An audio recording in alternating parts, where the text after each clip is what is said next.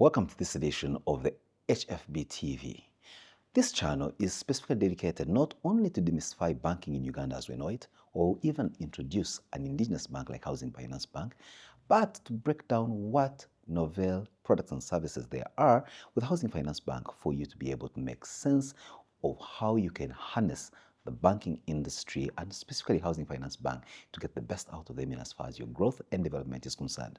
My name is Simon Kasyate. I'm happy to be the host of this incredible program. Today, we're going to talk about sustainability. The buzzword around the world has been ESG, environment, sustainability, and governance.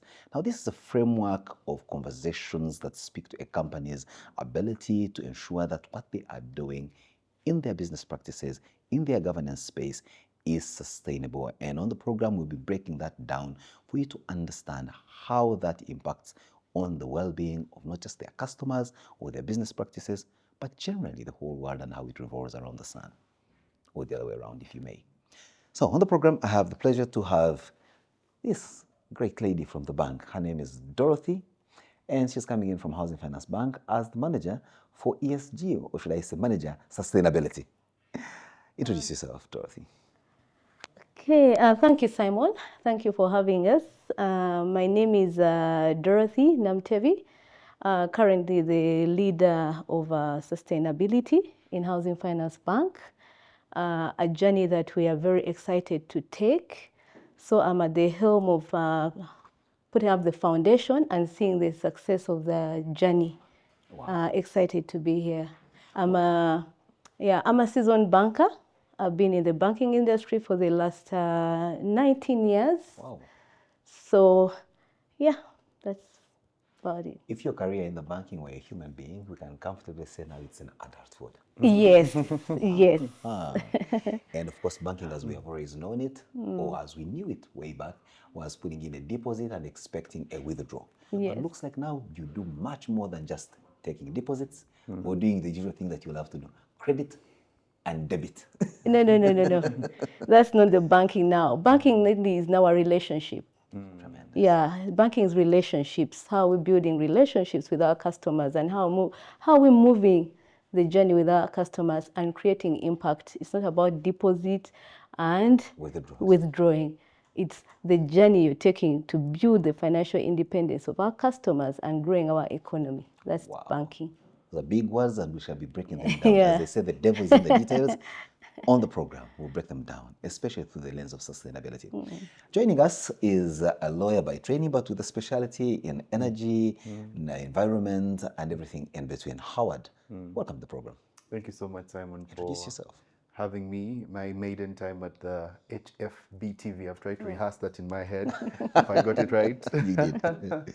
Yes, so as you've introduced me, my name is Howard Howard Mwesigwa, and I have the very humbling privilege of leading the department at Kalikumutima Co Advocates on energy, environment, and sustainability. It's quite a mouthful, but yeah, we get around it. Yeah. Yeah, that's supposed to be the daunting task that you have ahead of you. Considering that, of course, the word sustainability is a new buzz thing. Now, turn to you, Dorothy. ESG. We know it to possibly relate to other industries, and now we are seeing it taking firm footprint in the banking sector. Just draw for us a wide picture, paint it for us on how Housing Finance Bank has embraced this new buzz term in the way you do your business. Okay. As a bank, we started this journey 2023. Wow. We dived into the journey of sustainability, and we embraced it by starting from the top, because we changed our strategy. We started with our strategy, and it was important that it is embedded at the top. So we started in 2023 when we were reviewing our 5-year strategy. So we ensured that sustainability was at the center of our strategy. When you visit our offices, you will see that our purpose statement has changed, and it is financing a sustainable future for all. And then we also ensured we are running a 5-year strategy hinged on sustainability. And we have defined our high impact goals. And we also, as you go to our head offices and the different branches, you're going to see our policy statements, our commitments, our high impact goals. So we are looking at accelerating financial inclusion as one of our goals. We are looking at fostering sustainable growth of enterprises, goal number 2, and promoting sustainable housing. So we started by defining where do we want to go and how do we want to measure our success of sustainability. So we moved on and said, okay, now that we have defined our purpose, our strategy, what are the governance frameworks that we need to see our success in this journey? So we set up a governance framework called the Environmental and Social Management Framework. So it's a policy, it's a framework that enables every person and every individual at their level in the bank understand their contribution to this journey. And then we also looked at our governance at board level. The inclusion, the diversity. Yes, we said, okay, is our board set right to set us on this journey? We worked on that. We ensured that we have a governing board that looks at sustainability. We ensure that our board is well trained. And what we moved on next is set up a fully fledged microfinance department. So that then even those that consider themselves, as we say in our Yes. local language, mfuna mpora Yes, because we can't talk of inclusion when we don't have where we are going to ensure that we cook from. So we set up a fully fledged microfinance. Yes, so that's where the journey began. And now here we are. We started on the issue of the social aspects of our sustainability pillar. And I'm sure I want to let everyone know that we won the gender equality seal. So meaning that we can confidently say that issues of diversity, equity, inclusion are well tackled. Our board is well balanced, 50% female, 50% male. Our management team is 45%, and we are closing the gap soon. Our staff component is 50% female. So issues of inclusion, diversity, we are set. So we moved on and looked at issues of environmental impact and climate change. Internally as a bank, we started within ourselves. How are we resource optimizing to reduce our carbon footprint? So we set out a strategy on how we are going to reduce our water use, our energy use, reduce our paper use, our waste management. So it's a very clear strategy with a defined target. And we are well on the target, we are well on the journey. So as a bank, we have put in place we have changed our energy use. We have put in place solar systems. We have put in place AC timers. We have put in place motion sensors. We are looking at the equipment that we are buying is energy sensitive. Our water taps are sensors. And a lot more. See, Dorothy, I'm looking at you in awe and seeing that you're not just talking, No. but you have actually walked the talk. We have walked the talk. When you visit our branches, we are trying to ensure that our branches are sustainable. As we are remodeling branches, we ensure that the things that we are putting in our branches are energy saving, are water saving. We launched our new system. So meaning that we are embarking on a digital journey. And one of the major objectives is to ensure we reduce on the paper use, on the carbon footprint. So internally, we are doing a lot of work to reduce on resource optimization. Then still on the environment and climate, we have looked at the way we are assessing our credit facilities, risk management.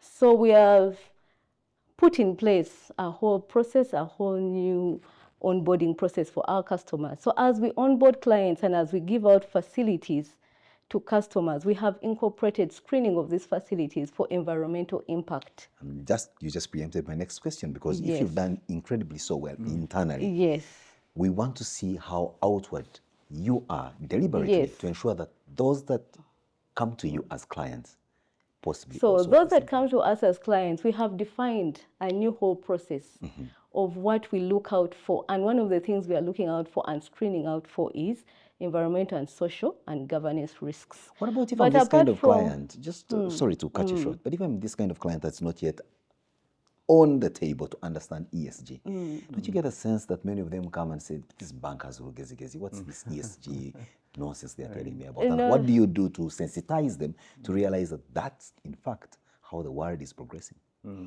We have built capacity with our relationship managers, and one of the key areas across the branches is financial advisory. So we provide advisory. As we onboard these customers, we identify the gaps. And as we identify the gaps, we don't chase them that please go, no. We work out what we call an action plan. We can work out an action plan, 3 months, 6 months, depending on how big the gaps On are. the severity of Yes. So we work with our customers and on executing on the action plans. And where we don't have the full capacity, we have onboarded partners that are helping us on the technical assistance. So we hand over the customers to our partners for technical assistance to help them in managing the transition. Talk about partners. Some of these have names. Who are some of your partners and exactly what are their areas of specialty? We have EIB, European Investment Bank. Yeah, it is specializing in SMEs. Then we have UECCC, Uganda Energy, Credit Capitalization. It's helping us support the SMEs in the energy sector. We have AFD, helping us in the greening of our portfolios in the housing space. We have SCF, Agricultural Credit Facility, And on and on. and on and on and on. And we are looking forward. So those who are watching us and are able to join us on this journey, we are looking forward to board as many partners as possible to help our customers transition. So Dorothy, now that's very insightful. For the most part, again, I'll go back to what we thought Housing Finance Bank is all about. Housing finance, as your name suggests. But looks like you do much more than housing there's much finance. more. I'll now turn to you, Howard, and just ask a simple question. Dorothy here has broken it down for us how Housing Finance Bank, a local bank, has onboarded this new transformative disposition of sustainability. That's a buzzword across the world to say our business processes, our interaction with our clients and customers is going to be within this realm. But we feel shortchanged in understanding fully why sustainability is crucial, especially for SMEs. Why is it? Yeah, so Simon, and of course indeed the viewers, for us to understand why sustainability is crucial for SMEs, we need to understand in the first place why or what makes SMEs crucial for the Ugandan economy in the first place. Wow. And just to bring it to you, Simon, SMEs contribute about 90% of our private sector here in Uganda. 90% is actually MSMEs, micro, small and medium-sized enterprises. Normally the M is silent. Yeah, Just usually the M word is SME. silent, yes, yeah. The first M. Yes, so it's important always to bring it, to the conversation. So that's 90% for you, the private sector. And the question there, before I even proceed, is what then is the role of the private sector in sustainability? There's a question there, right? But when you look at our manufacturing potential as a country, SMEs contribute about 80%. Like the manufactured products we have in Uganda, 80% of them are from SMEs, right? When you look at our GDP, 70% of the GDP is from SMEs. So empirically, SMEs are the backbone, really, of our economy. Wow. So then the question would be, why is it important for us to embed sustainability in the backbone of our economy? See, when you contextualize these things, you get to understand that it's a deeper conversation. And that's the deep dive we intend to have this morning. I hope you're ready, Simon. Here I am. Always be. Yeah, so that is really the conversation, right? And whereas the conversation in Uganda is still nascent, it's still burgeoning, it's still new, across the globe, it's, it's a mature conversation, right? And we have global pressure. For example, I was thinking about this earlier with Dorothy, from the, some international mechanisms that have given us very short deadlines to comply. And for failure to example, do so, there will be major ramifications. exactly. Let me Can't give do an business. example, right? We have the European Union deforestation regulation, and the deadline is actually 30th December 2024. Wow. Unless it's extended. That's like 2 months away for us to comply. And for your information, Simon and viewers, the European Union imports about 65% of our coffee. And a lot more. And a lot more, approximately, right? Our fruits, our flowers. Yes, and now that comes, of course, with a carbon border adjustment mechanism. With the deadline is about 2026, but maybe about 2 years tops, right, to comply. And for the EUDR, the requirement really is that we must look at your supply chain. If the products you're bringing into the European Union, if we track the supply chain and where they're coming from, you cut down a forest, we will not accept that product. Wow. And the principle is carried in the CBAM, which looks at carbon leakage in the European Union, which is our major market, right? So SMEs exist because of the market, right? It's really what drives the private sector. You know, previously, Profit, previously when you would hear impositions such as those from places like the European Union and others, the argument here would be, wait a minute, these guys had their centuries of industrialization through the early ages of Renaissance and the like. Now they have reached where they have reached, and they're telling us not to industrialize and imposing all these draconianly prohibitive measures and buzzwords like sustainability, deforestation, and all that you just mentioned. But looks like now we don't even have the latitude to have the conversation. We must comply. Yeah, I mean, we don't have the latitude because they're the market. And production is shaped, really, the supply is shaped by the demand. True. Right? So customer is king. Exactly, customer is king. I'm sure Dorothy knows that very well, right? From the banking sector. So that means that for SMEs to comply, they're looking at their own profitability, right? They're looking at their own resilience, right? But they're also looking at, you know, the profits that they're going to make eventually when they comply. Because some of these requirements actually, you know, are threat to their own existence. That if you don't comply, we're phasing you out, right? So embedding sustainability, and we need to understand that there are small steps that SMEs can take. But there may be also the need for big steps. For example, if I'm an SME that's running a production line that for the most part is really obsolete, running a sugar mill, for example, with machines made in the 1970s, they're not efficient, they are energy consuming, they are polluting, and Dorothy comes with her sustainability gospel, and for me to change that mill, I need hundreds of thousands of dollars. And I'll turn to you, Dorothy. How do you then facilitate me to get that money from you as a bank on terms that will not sink me further into a debt hole? Okay, and maybe to add on also on what before I go in, it's also important that the SMEs embrace sustainability to reduce on their costs, because these innovations, if I'm using solar, that means I'm saving power and saving cost on power. If I'm recycling water, I'm saving costs on water. So SMEs should also embrace so that they reduce on their cost of operating business. And we shall see our SMEs become more and more profitable. Other than that, as a bank, we have what we call the transition finance. That's why we are onboarding these partners. EIB has given us over $25 million. Wow. So we have the money and we are telling SMEs that come take up these facilities. And they are very, it's patient capital, very discounted offers, special offers, and that is why they are targeted. It's targeted for SMEs. UECCC has given us funding and saying help the SMEs transition to energy effective operations. Very discounted offer. So in other words, when I'm compliant, I tend to get bigger incentive and perhaps even better offers from financial institutions. But Howard, how much of education and sensitization is trickling down to those 90% of MSMEs that are, as you said, the backbone of our economy? For the most part, I'll tell you, many proprietors of these MSMEs are either people with a limited scope of education, they're just entrepreneur in nature, and to them, it's making money and the rest is background noise. But how are we trickling down the information for them to comply? Yeah, I mean, I think, Simon, there's a gap there. but I'm also very sure that Dorothy and the team at Housing Finance are alive to that gap and are designing some, of course, I think, because like she mentioned, banking now is not just, debit, credit, it's a relationship. And a bit of that is to, cascade that knowledge to the client, to understand the customer, to understand what kind of products you have for them, but also how they relate with their business operations. So there's a gap there, but it needs to be filled. But also because it's not just a gap, the gap is filled with so many misconceptions around sustainability.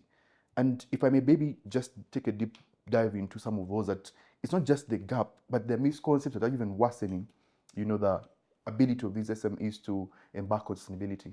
I'm glad they asked this question. Yeah. I asked so as a devil's advocate. Yeah. Of course, fully aware that Yeah. a channel like HFB TV Yeah. is in fact one of the stopgap measures to ensure that there is a trickle down of information Exactly. and the debunking of some of these misconceptions. Exactly. That said, let's debunk them. What are these misconceptions and how can we debunk them? So the very first one is that sustainability is too expensive for SMEs to participate. You're right. It's a big misconception and we Is must it? debunk it, right? As Dorothy mentioned, and I talked about the small steps because I always believe that if we all did a little, we would achieve much. Oh yes, the collective sum. Yes, collectively, yes. But we need to start with the baby steps, better than doing nothing, right? And as she mentioned, some of these small steps do not only just contribute to sustainability broadly, but also reduce your, cost when it comes to operations, right? And so you find some of them even with just waste management. How are you managing your waste and your resources? Are you paying attention to how much you're wasting? If it's like paper or water or electricity. How much you're wasting Yes. in waste. Yes, how much? I love Exactly, that. yes. When you quantify that, the waste in monetary terms, you understand how much you're losing as an SME, right? So that's the very first one that's very expensive. And so you find that the small steps, for example, looking at how you're managing your water, how you're managing your electricity, even a simple sort of mindset change initiative like switching on and off lights when you don't need them, something that small can contribute greatly. As we see how you can maybe deploy more energy efficient appliances in your SME, but also seeing how you can maybe embed the circularity, resource circularity in your operations, So that kind of thing, taking those small steps can reduce fundamentally your cost of production, then you increase your profitability. Something that's small, right? And so that debunks the whole misconception that it's really expensive, right?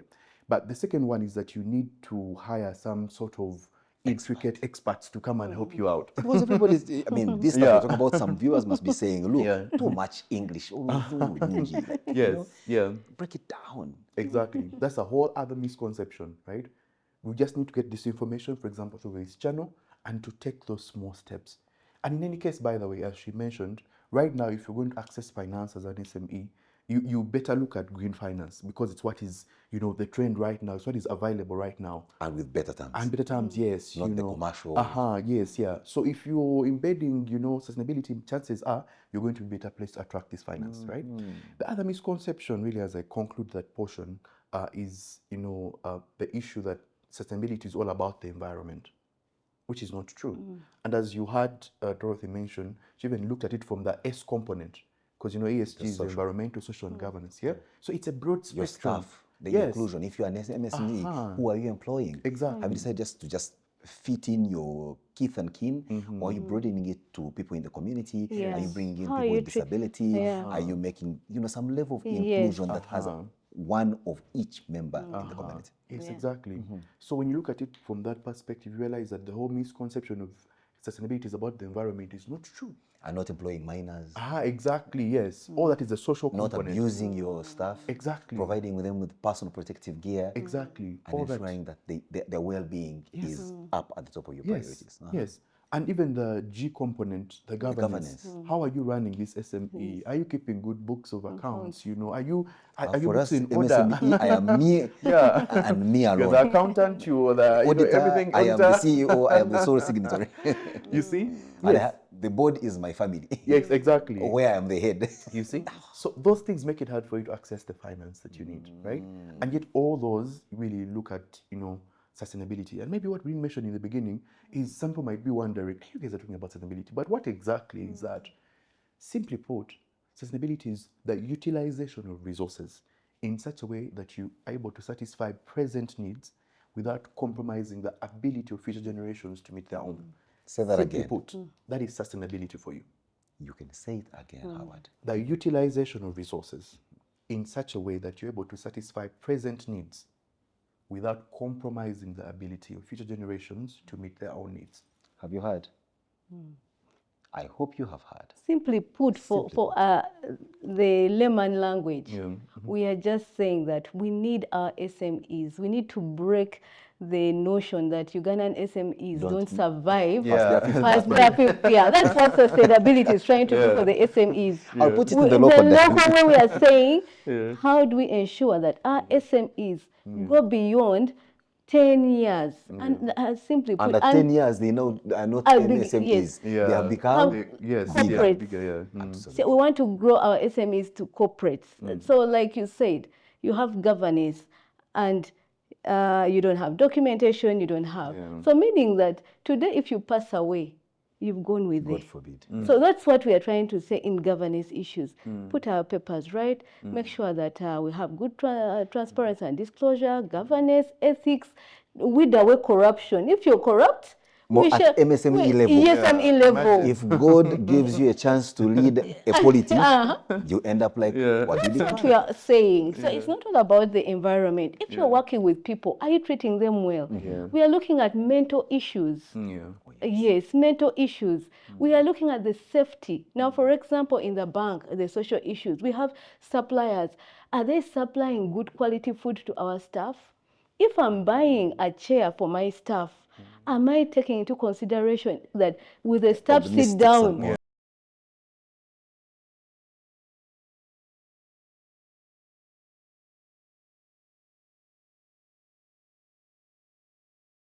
Social issues are in there. How are we building the capacity of our staff? Tomorrow organizations are going down because we have key man insurance. One man has institutional memory. So that means we won't build our SMEs. So in other words, it's not only environment, even social issues, governance issues. No, I think this for me is more enlightening than I thought it would have been, to say that what I thought was a lot of English embedded in ESG, sustainability, is actually good living. It's a call to good living. To ensure that we have generational wealth, so to speak. That's why you see in this country, you can barely pinpoint to a business that has transcended a grandfather to a son to a grandchild. Why? Because something is lost in between. So sustainability, as you say, is that thread that weaves through an enterprise and grows with it. Yes. True. Man. Why did we ever think about this much earlier, you would say?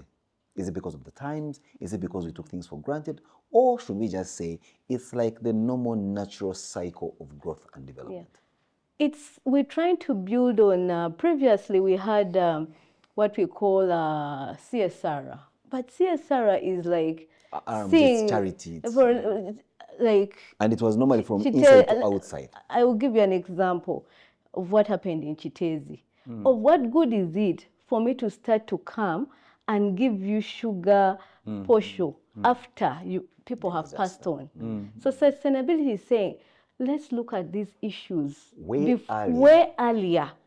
If we had gone in the worst case scenario, when they happen, how prepared are we to mitigate? If we had managed our waste very well, we wouldn't be where we are. Because sustainability is saying that we have mechanisms of waste management.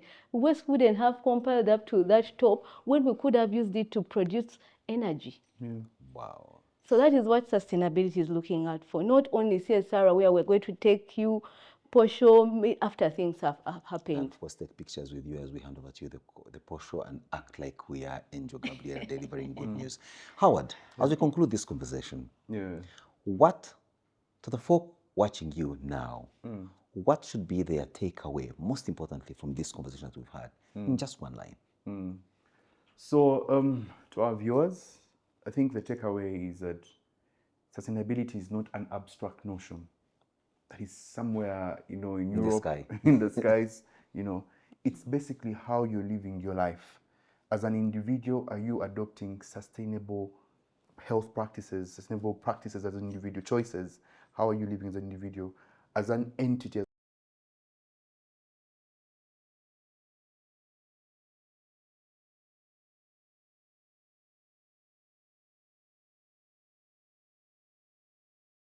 understand that sustainability is here with us and it's not going anywhere.